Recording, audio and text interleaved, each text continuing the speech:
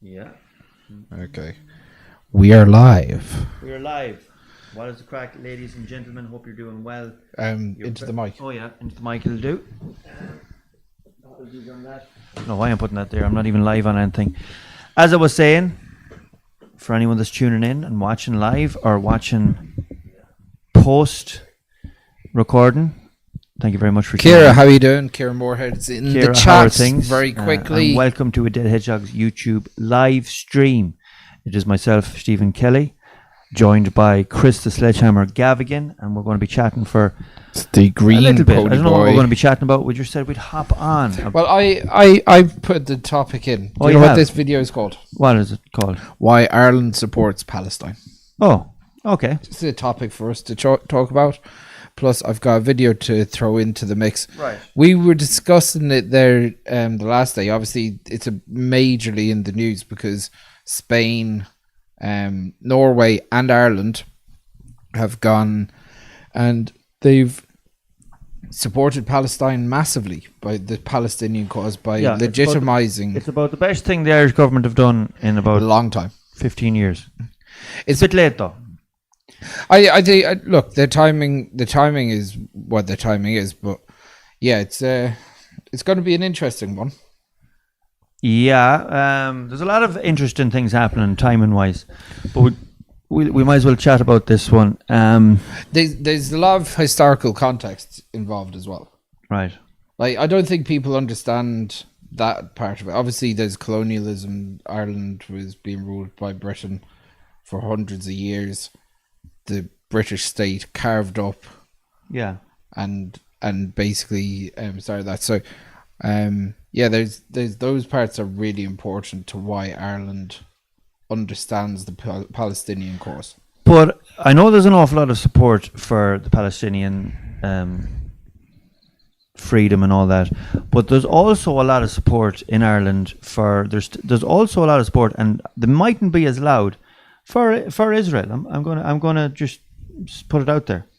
I know that I put up videos calling for ceasefires and that, and thinking that they were pretty well worded. Sometimes I do serious ones, and obviously I got a lot of support saying that was a great video and blah blah blah.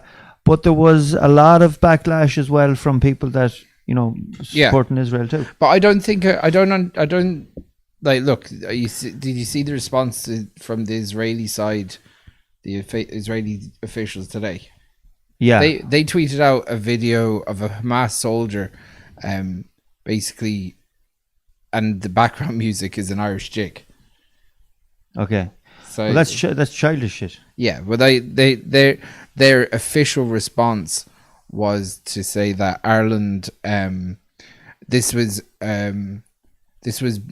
basically a coup for terrorism because of Ireland's response. Well, you see, the thing is, you can support Palestine without supporting Hamas. Yeah, of course. And you can support Israeli people without supporting what they're doing as well. Like what at the end of the day, no one wants anyone killed, especially kids. Well, and women. Well, but no one. But they rationalize the idea that kids and children are collateral damage on one side. But then they put out the idea that, so the Israelis will say, well, it's collateral damage, this is war, kids are going to die.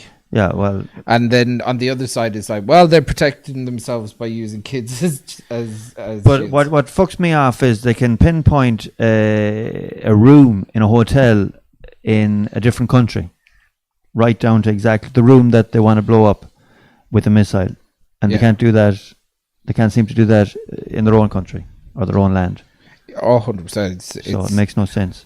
There's lots of people in the chat straight away. I wanted to say hello to Stay Green Pony Boy, straight in the mix. So he was. How you doing, Chief? Why does Ireland support Palestine? Well, we'll go into that. There's an Irish creator called Davy Holden. Oh yes. He's brilliant, and he's done a quick. I haven't seen this video yet. Yeah, we'll do. He's done the historical context, and we can kind of take the conversation from there. Yeah, actually, I think he follows the page, and he does like an Irish history thing. Brilliant. He's really good. So, Ciara Moorhead says she's Dean Davies' missus. Big shout out to Dean, absolute legend. Big. We had a night out a couple of months ago. Very good. Good Where? friend of, he's from Dublin. Oh, lovely. Good friend of Ahir. Oh, Mark. Yeah. Very good. Just switched from Instagram. Thank you very much, G Host. Lee Murphy, what's the crack over in Birmingham? Well, boys, how's your hairy bits? They're lovely. And I'm proud of my hairy bits. Don't shave, as you can tell. Don't shave up or down. Don't know why Fair play to you. I don't know why I felt like I needed to tell you that. No, name a video why Ireland doesn't support Israel. Explain a little bit more on that, Gilly. I'm Dean Davey. You read that out. How are you keeping? Keeping very well. Stephen threads the needle well. Very rational. I try to. Yeah, I do try to. I try to put a bit of humour with a serious message. And I know an awful lot of people are asking me, why didn't I run for election this time? Really? Yeah. Did they not know you? The problem is, I would, if I was to run for election, I'd pump my heart and soul into it. And at the minute, I just don't have enough time for everything. I have still kids, young kids, and I've also a lot of stuff on. I have a lot of live shows on. I would have to practically give up the comedy. Some of you might say, it's about Not a fucking bad time. Yeah, but no, I'd have to give up everything else because I know that I put my heart and soul into it, and I wouldn't be able to sleep at all. I'd be working 36 hours a day because that's just me. Once I get something in my head, I'd be all over the fucking country. And this time around, I'm just not time-wise in the place for it. But you never know the next time around. I would like to get into politics eventually. Anyways, I've put Holden is top notch. He really is. Yeah, he's That's brilliant. Matt, isn't it? Matt Strangers. Yeah, is it? I think Yeah, so. Sorry, I'm just pinning some merch to the stream, guys. So if you do want some Yes, merch, go check out the merch over on any of Got the some links. cool Is there a stuff. link there? yeah, there's some links there, and if you want to, yeah. Thomas Monaghan, well done on the string of gigs, Stephen. Yeah, 100%. And I plan a lot more. We have a massive one coming up in Galway on the 29th of June. I cannot wait. There's a load of big ones. There's loads of them. I haven't even announced some of them. But the links are up on the Instagram pages and all that.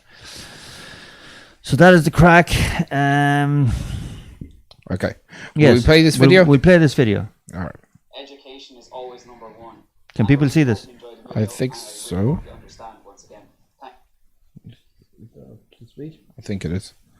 Yes, Yeah, there you go. perfect. Yeah. Thanks so much, lads. And Started from the beginning there.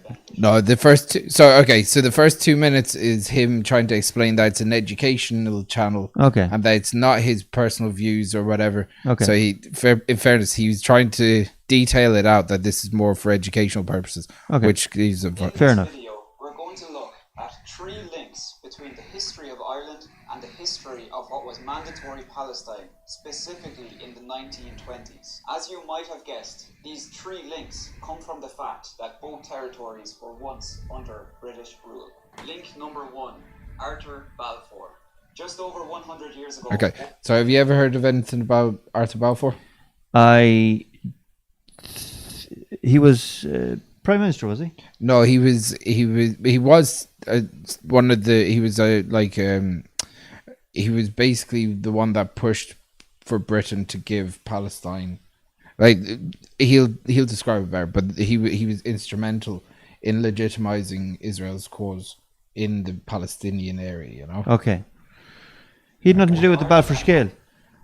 No, I'm not sure. Okay. under British rule. Therefore, they have some shared history with certain members of the British government, one of those being Arthur Balfour. As British Foreign Secretary in 1917, he issued the Balfour Declaration, when Britain publicly pledged His Majesty's government view with favour the establishment in Palestine of a national home for the Jewish people. The declaration was made in a letter. What year is this? Balfour to Zionist. So it's like the where is it? Was it 19?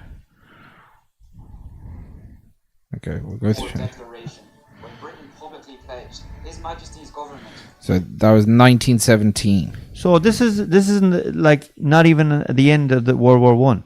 Yeah. So what happened at the end of World War One was that the Ottoman Empire collapsed. Okay, so the Ottoman Empire was basically a patchwork of lands, Muslim majority lands that were kind of put together. When they were obviously on the Axis power side, and they lost the war, and the Ottoman Empire, after I think it was like 600 years, collapsed, and basically Britain and France carved up Palestine, and they basically divvied it up, and then they were overseeing the territory for a number of years. And this fella, Arthur Balfour, was making the case that it should go to the Zionist course.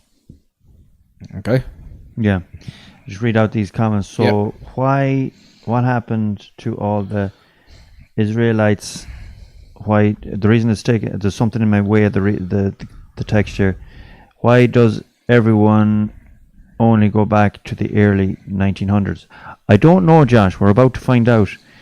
Beaufort scale. Yes, I was joking.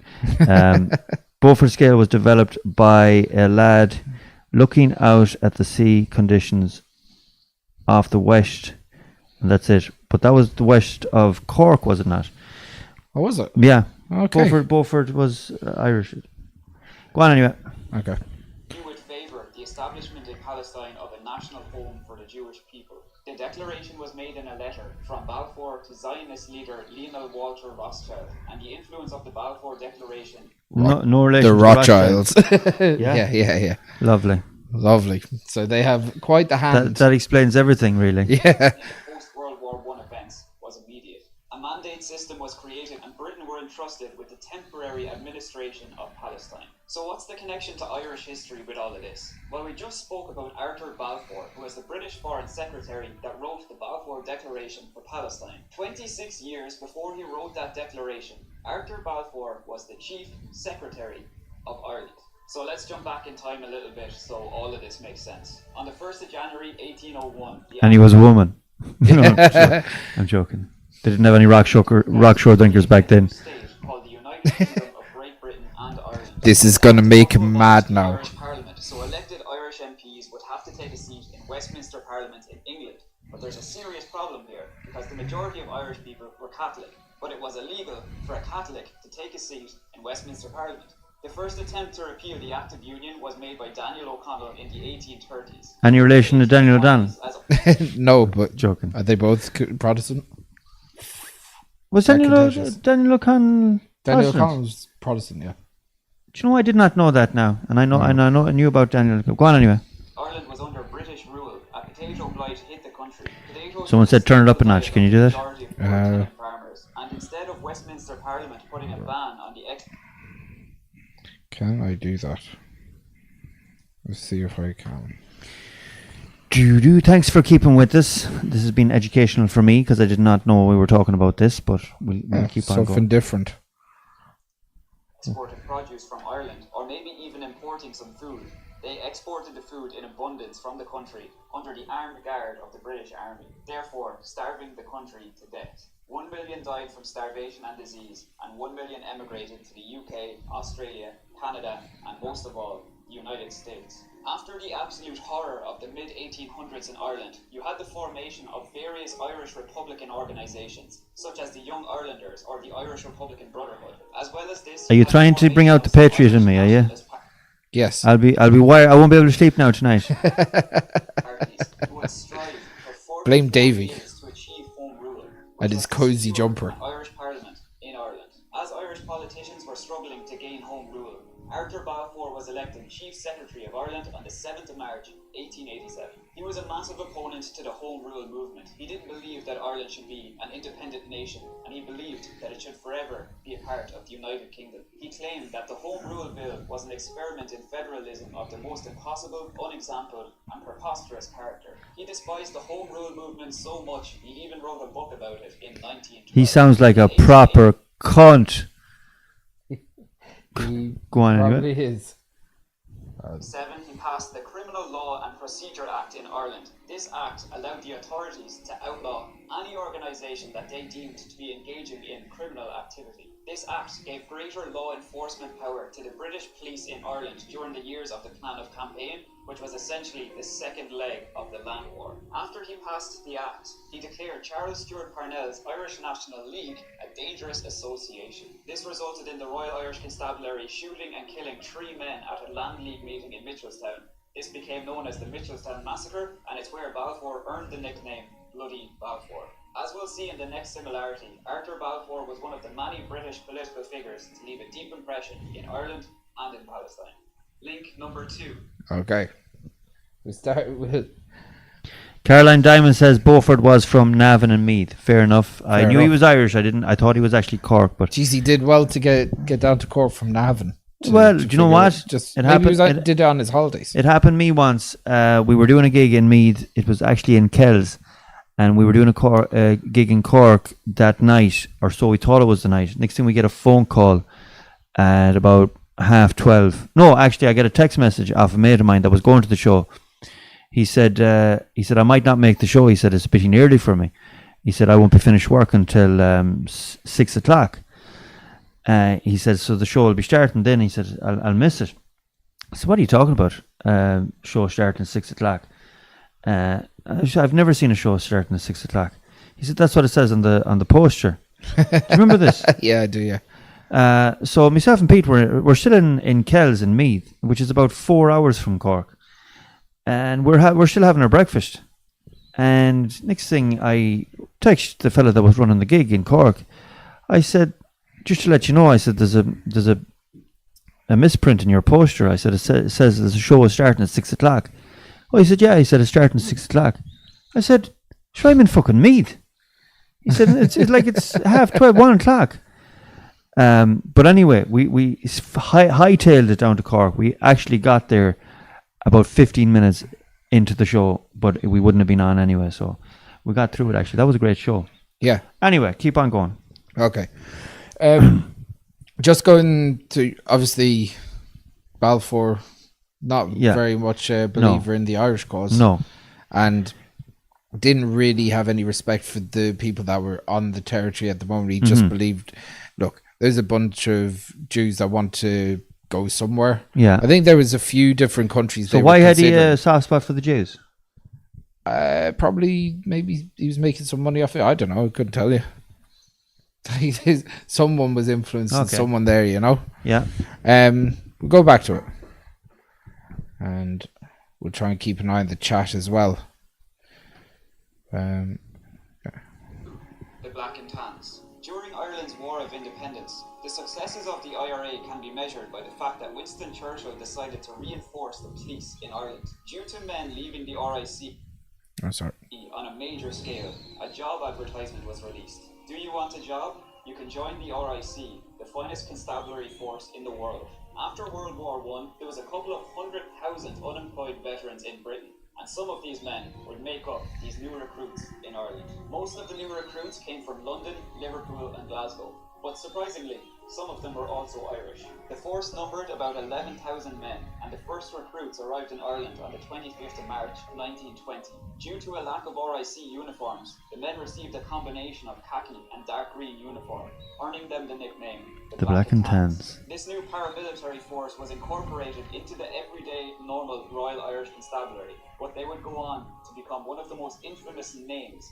in 8 centuries of Irish history. They quickly earned a reputation for looting, sacking and burning villages and towns, the beating and murdering of men, women and children, and they drastically accelerated the brutality of the war. So where does all of this fit in with Palestine history? So let's go back a few years to 1916.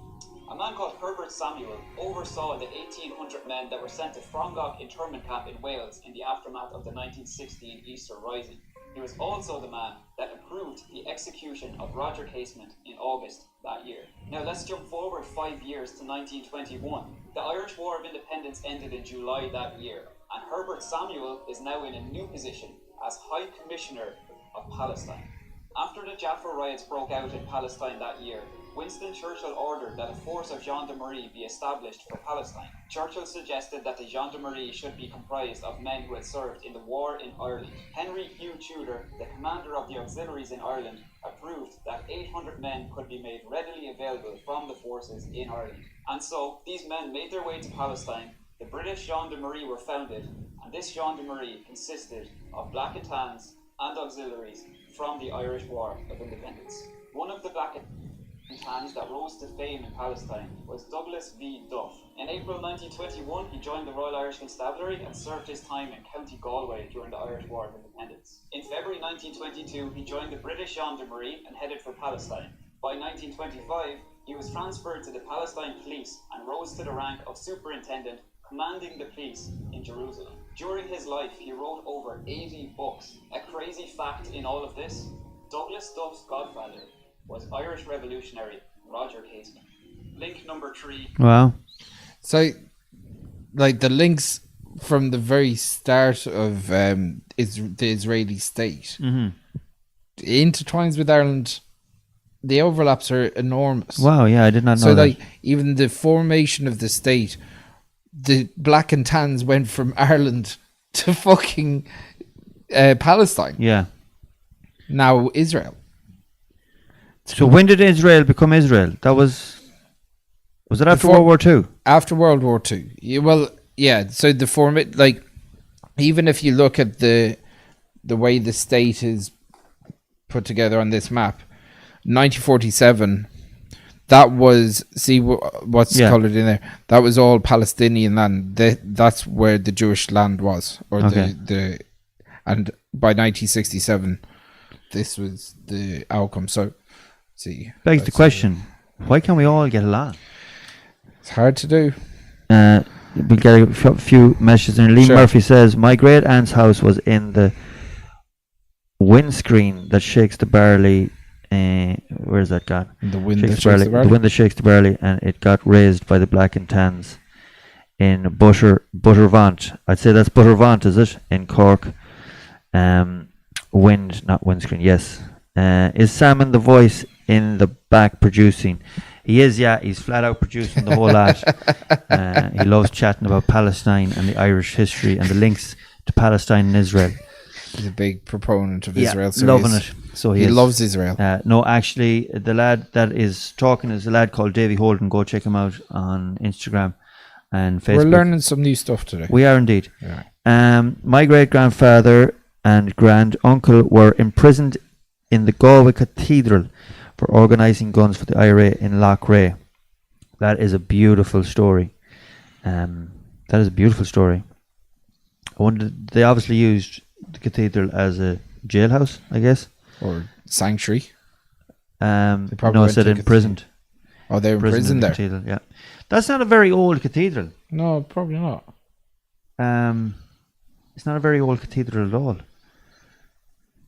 I think it's only like a couple. It's not as old as most cathedrals in the country are.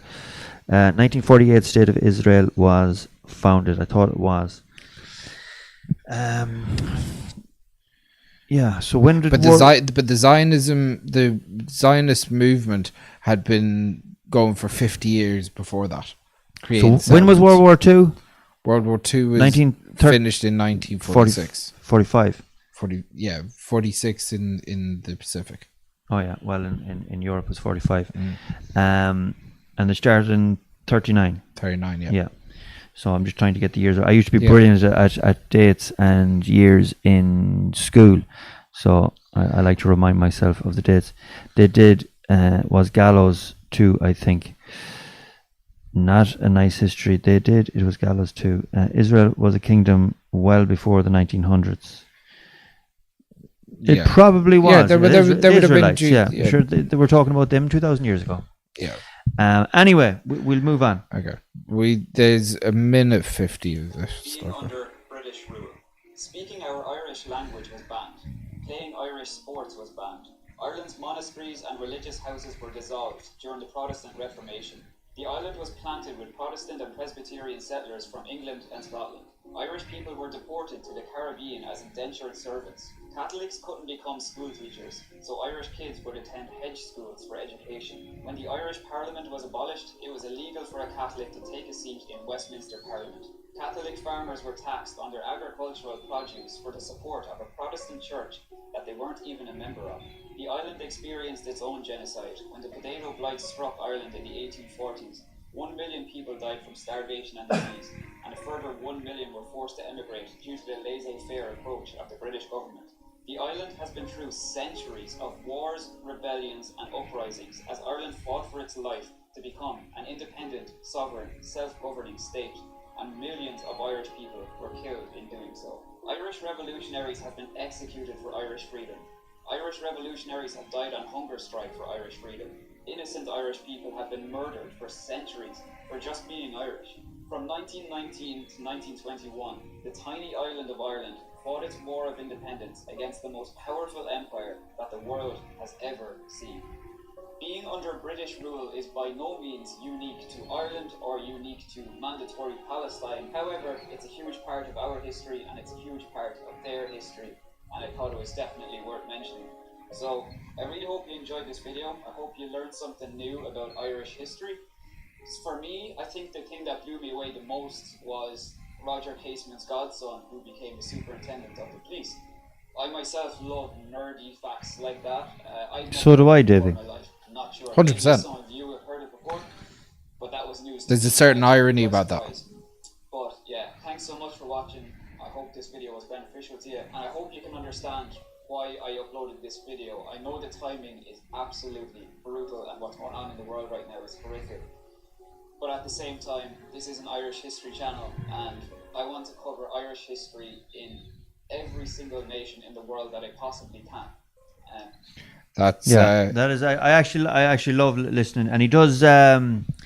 He checks out videos. I've seen him doing videos of real quirky stuff. Yeah, like he'll be walking down along the street, and he'll see a plaque that has no real significance in the grander scheme of things, but he'll tell the story behind it, and some of it is and to be honest, it's a brilliant channel if you like Irish history. Yeah, and I love Irish history. You know? Absolutely love Irish history. I've seen a lot of things that, you know, even questioning why Ireland would support the Palestinian cause and legitimizing the state.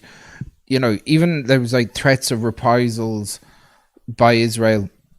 That what kind of reprisals? Yeah, what can they possibly do? The reprisals would be on the Palestinians, you know. But the fact that we legitimize them, they're going to do that anyway. Yeah, they're going to do that. They're trying to annihilate.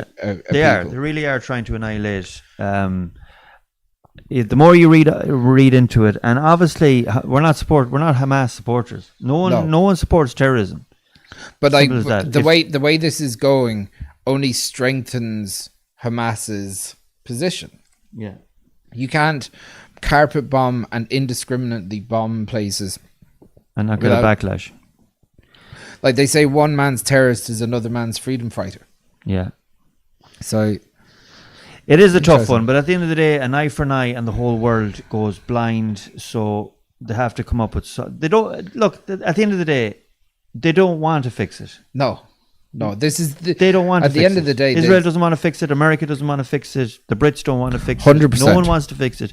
They would love a clear passage through to the oil and whatnot, and they'd love for this to go away by any means possible. It's an earner. It's an earner for the likes of Raytheon ammunition tech companies. Lord me fuck. These tech companies are making an absolute fortune off it. It's disgusting in a way, like, you know. Yeah.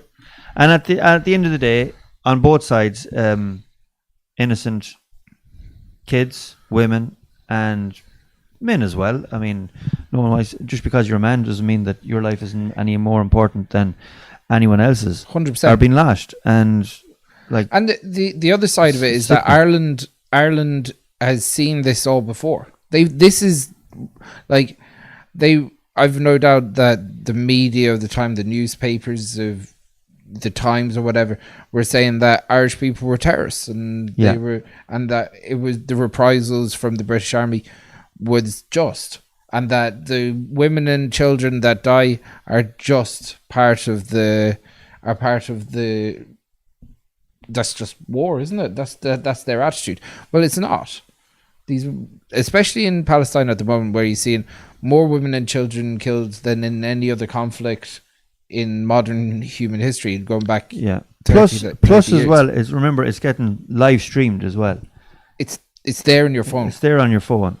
I seen pictures that you couldn't share. You couldn't share on the the Instagram, the Instagram or internet or anything like that. They're just absolutely mind-boggling what one man will do to another man, or as in mankind will do, a race will do to another race. It was the same in World War II, the same in World War One, the same in all wars. There's war. The thing is as well, there's wars going on all over the world. Yeah. There's one that thing we don't even hear about. Like back genocides going on all over the world. Back at around Paddy's Day, we had that. Like, one thing that disgusted me is that the one country that can really influence the outcome of everything here and stop the killing of stop the killing fields of Gaza at the moment was America. And Irish politicians went over with their bowls of shamrocks and flat caps and fucking they're going to these parades and didgeridoo doos. Yeah, and the Irish people did not want that. No, they wanted them to hold their feet to the fire and go, "This is not." There would have been a lot said for it if they didn't go at all. Yeah, if they showed a little bit of backbone and actually made a stance, but of course they didn't. Now, there was definitely a power in three countries recognizing Palestine together. There was Spain, Norway, and Ireland. Was it connected, or was it just coincidence? No, it was planned. It was coordinated by the three of them. Coordinated, yeah. So to Very do good. it together, fair play. Like, I know I do make fun of the Irish government, and I'm very critical of them, but I'll hold my hand up when someone does something right. Give them where credit is due. 100%. Yeah. We'll go through some of these comments that building up. So where we go? 1948, the state of Israel was officially founded. Yeah, obviously the Zionist state had been moving people to where Israel is now for 50 years before that as well. So Israel was a kingdom well before 1900s, of course. Yeah, look, first time tuning in, it's good stuff. He's more informative than anywhere else I've been getting my info from. Thank you very much, appreciate that, G-host. Yeah, we try and look. I try and make the videos comical, but the podcasts are for trying to iron out facts, trying to iron it all out. And we have crack as well. We have the crack as well, yeah. But we like to touch on the sensitive subjects that other people might not, and we try to put a human side to it as well, not just cold hard facts. Irish Newfoundland Bear, neutrality is going to the pub for one and takes restraint and wisdom. Yeah, but like the wisdom, look, everyone can see what's happening over there at the moment. Like, they've banned TikTok in America because young people are seeing the truth. That's a big part of the TikTok. That's why did America ban TikTok? Yeah. Yeah, which like, why would you ban something that's been because there? At the end of the day, they can see directly. I know. Well, I know why. I'm just asking. Like, it's a rhetorical question. Of course. A bit like, why is the British the Labour Party calling a general election? The Tories. The Tories calling a general election at this time when they've never been as low in the opinion popularity. Yeah, but they also had a little bit of good news that the inflation. So yeah, I don't think that's going to be enough to save definitely them. Won't. But another thing, and I know this is getting off the topic. Your man is worth how much? 700 million. Is it 700 million or billion? 700 million. Okay, 700 million. Why would someone that rich, and I'm sure that's on the books, and I'm sure his family have the same as him, if not more. Why would someone that rich want to get into politics? Well, only to feather their own nest. Like, well, you know that he's not going to be a representative for the ordinary man. Not at all. There's no way you could. You wouldn't have the interest. Not at all. And the other side, and I'm not saying that you have to be poor to be the leader of the country, but there has to be. You have to have a connection with the, working people, or normal people. Do you know how much he makes in interest a year? They reckon. Who? What they reckon that he makes around 30 million euro, Wow. 30 million pounds That's a incredible. year, That's just insane. on interest. That's It's insane. amazing. Hold on now. Read a book. To Hell or Paradise tells how Irish were slave traded at the Caribbean. I have read bits on that column. It is fascinating. And there's parts of the Caribbean that if you went out and listened to them, they've thick Irish I think accents. Montserrat is Yeah. famously, if you look at, Yeah. there's a The lot Irish of have Bahars gone down all over the world. It's incredible. And originally, not originally, but it wasn't uncommon. It wasn't uncommon to see very dark-skinned Irish people hundreds of years ago. there. Oh, of course, yeah. We were a very dark-skinned race. Yeah. Well, I think a lot of Spanish sailors from the Maybe Armada were stopped off washed for up, the old like, you know. 1-2 uni-flu job. I found out a 100%. few years ago my great-grandfather was in the RUC and made me sick to my stomach. On the other side of the family, I have an uncle in jail for IRA connections. Well, listen, you can't choose your family, but You can't choose your friends, history at all. and you can't choose your history. And I'm sure he had his reasons. He'd like to think so anyway. I know my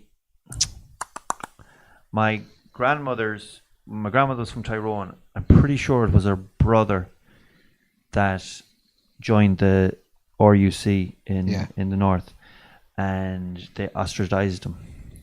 So my grandfather's uncle, when he was over in Lancashire, joined the war effort for the First World War. And I was going to say there wasn't even any war. No, but but I suppose he joined the Connacht Rangers and died at the Battle of the Somme. All but right. I think for a lot of people, it was either a couple of meals a day or go hungry at home. So, well, that's what they told us when we were kids. Yeah. Like, Oh yeah. it could have been true. Yeah. It might be in some people an just easy had to- way. Some people would rather have died, but that's just your preference. Yeah, it might have been an easy way to rationalize a decision as well. From Josh says the Israelis do. I know some from summer camp in America. As a science teacher, it's the governments, not the general people. And in many cases, many cases that we're painting all Israelis with the same brush. Well, yeah, like we're not. I think this video is about media is or people are. Yeah, I think this video is just to give a sense of why Ireland has a historical link. Why something is really close. I thought the video I watched earlier, and I was like, "Oh, this will be an interesting topic to look at today." Good. Deirdre Fahy says, "Interesting." Well, I'm interested to know what you found interesting. Interesting, Deirdre.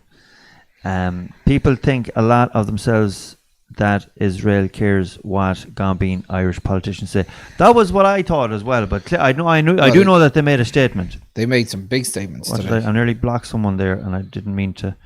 They made some big statements. So clearly they did, but of course they're making a statement as well in their rebuttal. Well, they're trying to stop other countries from doing the same. I'm sure they don't care what Irish people think. Definitely don't care what Irish politicians think. Yeah, I don't care what all Irish politicians think. I don't. Well, I do. Well, you do. Yeah, it doesn't make a difference. Too much. But what Israel are doing is they're dog whistling to their own people. They're saying, well, we're not going to stand for this because we're doing this our way. But I don't. At the end of the day, the world can see what's going on. Oh yeah, fucking Stevie Wonder could see what's going on. Ukraine crack has gone quiet in the news. Yes, of course it has, and I think that's because Russia's winning. To be honest, you think? Yeah, I think so. Yeah. Well, again, it's crazy. There's no need for it. And I'm going to throw something out here, and I know it's nothing to do with Palestine, and maybe a little bit to do with Palestine as well, because I think if Trump had been in power, that the Ukraine war wouldn't have happened. I think he had a holdover. I think he had something with Putin. He had a connection with Putin that it could have been avoided, and you never know. The same thing could be said for Palestine. I don't know. Well. I think foreign affairs. I think whatever about what he was doing in America. I think foreign affairs. He had a better stance on it than Biden, because as far as I can see, Biden doesn't doesn't know what his own name is. Never mind fucking. Well, that's the truth. That's Anyways, definitely the truth. Ukraine crack has gone quiet. Lads, yous are speaking so much sense. Just some. Fair enough. Cause it's not his money. What was that? Yeah. Sometimes we don't keep up with the. Is that the sorry? conversations. Is that the cause it's not his money? The Prime Minister of the UK. What's his name again? Rishi Sunak. On lads, great video. Little title, by the way. Free Palestine. Time to get the Tories out next door as well. Labour under definitely. streamer. Labour under streamer isn't much Starmer. better. Yeah, Keir Starmer. I don't think is Oh, any better. Starmer, for okay, him, sorry. Like It's far away, and it's not that I can't fucking read. It's far away, and there's something it does in my way that it does send under streamer, but that's obviously a typo. But I think that Keir Starmer isn't much better. He's not a he's a real Tony Blair type candidate, to be honest. So I don't know. Well, Putin draw a hard line under Ukraine, and NATO had to go in there. Yeah, had an inverted commas. at the end of the day, though, Ukraine is a sovereign nation, and they'll make their own decisions on what they should do. And if they'll make a lot of decisions about taking a lot of cash from other countries. which listen, Ukraine has been corrupt and has always been corrupt. Yeah. But going into a sovereign nation that makes a decision that's not making its own decisions shouldn't be, whether Ukraine joins NATO or not, shouldn't be decided by Putin. It's a weird one, that it's kind of complex. Like NATO expansion not have an input on the Russian-Ukraine war. NATO expansion not have an input on the Russian-Ukraine war. I think it did. I think it legitimized Putin's position by their expansion further east and by NATO. further east. Yeah, by NATO. Those expansions into But Estonia. These and organizations and these groups all started off as a great idea and for the common better, but as human nature is, they just seem to get infiltrated by people with other agendas. Yeah, well, look, they're all very good for American war munitions companies. Yeah. Oh, yeah. That's the real winner in all this. Plus, as well, is America even in NATO? No. Yeah, of course they are. Are you sure? Oh, they're the ones that they wasn't in it originally. I know it was set up by America. But Trump was arguing that I'll have to check that out, actually. that America was overfunding NATO and giving munitions to all these different alliance countries. He was arguing that point, that America was funding NATO and they should try and defund it. And then as Ukraine started flirting with NATO, Putin decided, nah, had enough of that crap. Funding it and being part of it are two different things, but I will check that out afterwards, actually. We'll wrap this up fairly quick because I'm gone on longer. It has been very interesting, and thank you so much for everyone that has stuck out the stream and are still with us and listening and commenting. We'll be talking about it again. We will be talking about it again. There's plenty more to loads, and we'll touch more on other things that's going on in the world. We get some new guests on as well. We will. We have a couple of plans coming up, especially with the elections coming up in June 7th. I have a couple of plans for getting people in that are connected with them, so definitely will be happening next week. So stay tuned for more. We'll read out the last couple of comments and then we'll wrap this up. I'm thinking about time of the week. Before you read the comments, if you haven't subscribed to the Dead Hedgehogs page yet, please just click the subscribe button. That does make a difference. More subscribers. Click the notification bell as well. And if you are interested in any merchandise, you'll see up at the top of the stream there should be some merch pieces. I'll put another link in the Instagram page. Yes, or if you want to find the link, head over to the Dead Hedgehogs Instagram page and you'll find it there. Right, last couple of comments. We can't even field the football team here with all the young people leaving the I presume country. Yeah, it's crazy. A lot of them going to Australia. It's just mental. Apart from the good weather, it's just something's not right. Something's not clicking. Hot take, haven't we enough problems in Ireland at the moment rather than worrying about other countries? We do, yes indeed, but Yeah, but if that was the take, we're just touching on it, and as Chris was about to say, if that was the take on everything, nothing will get fixed anywhere. And it's no harm in debating what's going on in the rest of the world. We've touched on enough what's going on in Ireland as well over the last few months, and I'd be always having sound bites of my opinion of it.